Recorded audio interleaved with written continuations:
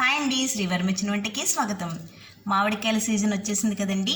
పుల్లటి మామిడికాయతో పులిహార చేసుకోకపోతే ఎలా మరి? ఈరోజు మన వీడియో మామిడికాయ పులిహార.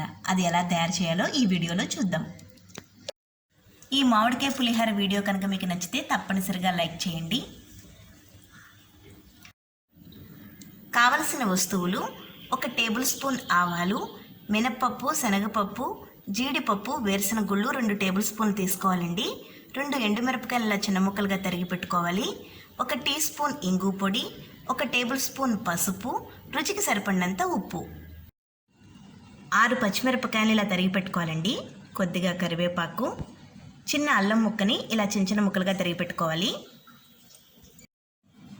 ఈ సైజులో ఉన్న మామిడికాయల్ని 2 తీసుకుని ఇలా తురిమి పెట్టుకోవాలి. మామిడికాయ చాలా పుల్లగా ఉండాలండి. 1 గ్లాస్ బియ్యం తీసుకుని ముందుగా మనం అన్నం వండుకోవాలండి. కొద్దిగా బిరుసుగా ఉండాలి అన్నం. 1 మూకుడు పెట్టుకుని 4 స్పూన్ల నూనె వేసుకోవాలండి. అది వేడెక్కిన వెంటనే మనం తీసి పెట్టుకున్న పోపు వేయించేసుకోవాలి.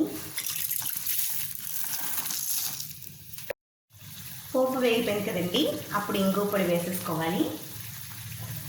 ఒకసారి అంతా కలిపేసుకొని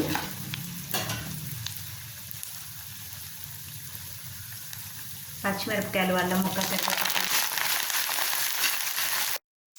పచ్చిమిరపకాయలు వేగుతున్నాయి కదండి, అప్పుడు మనం తురిమి పెట్టుకున్న మామిడికాయ తురిమినంతటిని వేసేసుకోవాలి.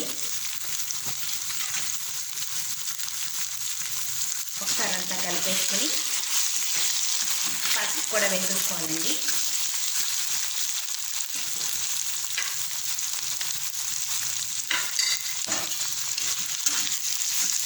ఒక 2 నిమిషాలు వేగనివ్వాలండి. అప్పుడు మామిడికాయలో ఉన్న పచ్చివాసన అంతా పోతుంది.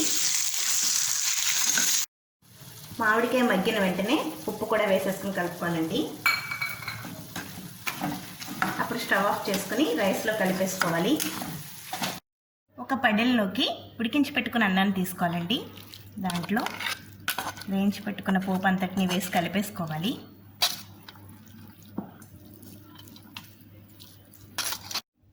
పుల్ల పుల్లగా కారకారంగా ఉండే మామిడికాయ పులిహార రెడీ అయిపోయింది కదండి. ఇక్కడ కంపల్సరీగా మీరు పుల్లటి మామిడికాయ మాత్రమే తీసుకోవాలండి. అప్పుడు మీకు టేస్ట్ చాలా బాగుంటుంది. మీకు కనుక నచ్చినట్లయితే మీరు కూడా ట్రై చేసి ఎలా వచ్చిందో నాకు కామెంట్ చేయండి.